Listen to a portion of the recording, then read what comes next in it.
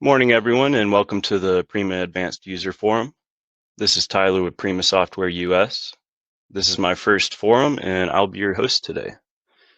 We'll be covering automation in purchasing, which I'm sure a lot of you already use, but also automation in dispatch, invoicing, and receipts, which are all new.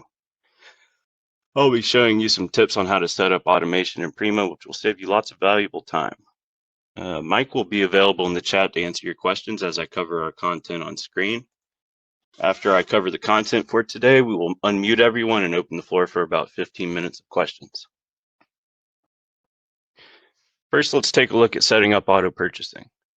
This gives you the ability to tell Prima to pick up everything for certain vendors and push those orders through. We'll need to log in as admin.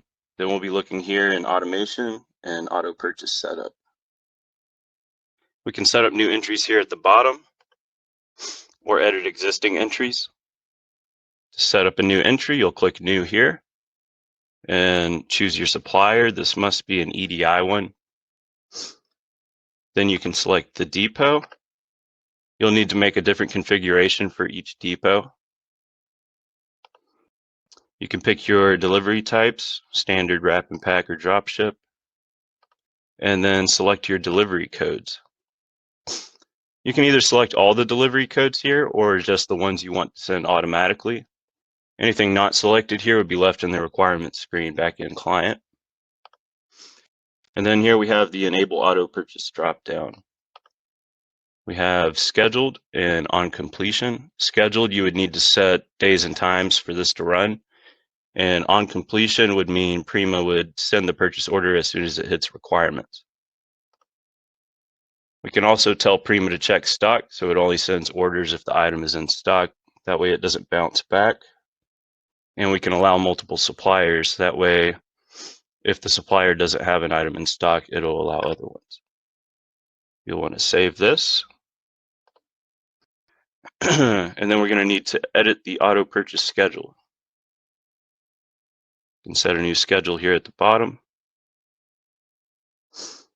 Here we can add jobs like the one we just created, or you can remove them. As you can see here, we have these two buttons.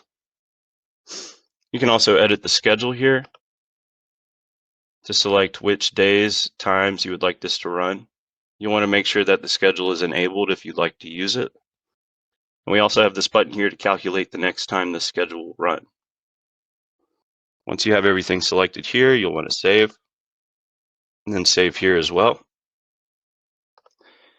If you'd like to quickly find out whether a line is scheduled for auto purchase, if we go to Client, in the requirements lookup, there's this column here that says auto purchase. If this line has an S, then the line is scheduled to be ordered. Once the schedule runs, this will change to a Y like the ones you see here. If there's an N here, then the item either didn't meet the criteria. For example, the vendor might not have stock, or it's been reset to N in admin. In the notes column here, if you expand it, you can actually find out why the line's been rejected for auto purchasing. If we go back to admin, we can also now set schedules to automatically build receipt notes. So that'll be here in automation and then at the bottom. Then we can add a new schedule. The drop downs here are the same as before. Again, you'll need to create a different schedule for each depot. Usually the van route will include all routes unless you would like to choose a specific van route to be scheduled for a different time. So you have the option to select any of those. You can select your shipping methods and then hit save and edit schedule to select the days and times you would like this to run. Once again, we have this nice button here to tell you the next time this will run. You'll save your schedule here. As it says here at the bottom, only creates notes for suppliers set to Y for receipt automation.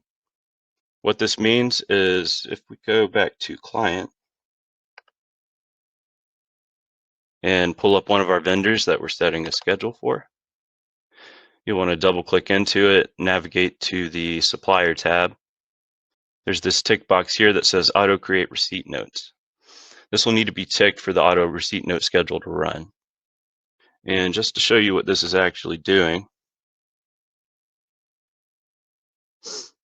in our movements and receipts, this is pulling lines from available lines based off of the expected delivery date here.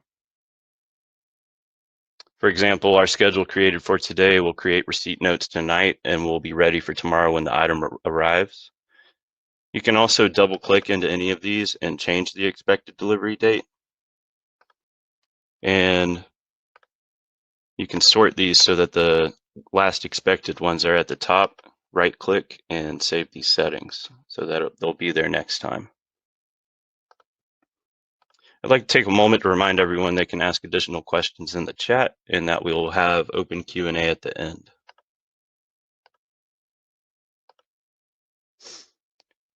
Here in admin, we're also able to create an automatic dispatch note schedule.